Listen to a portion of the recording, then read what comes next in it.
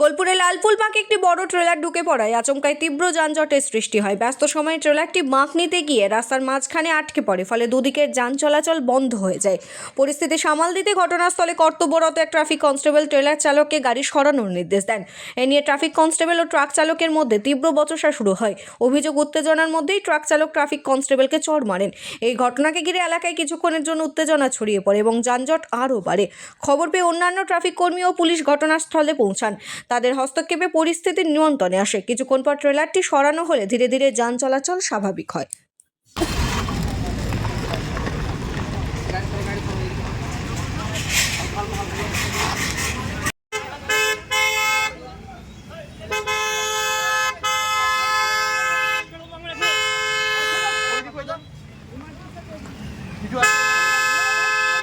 গাড়িটা ঘোরা।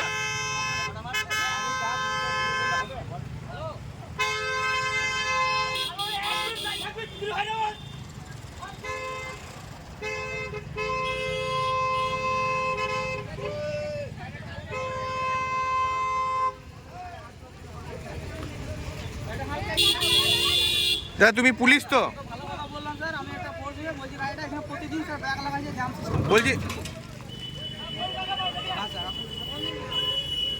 বলছি তুমি পুলিশ তো?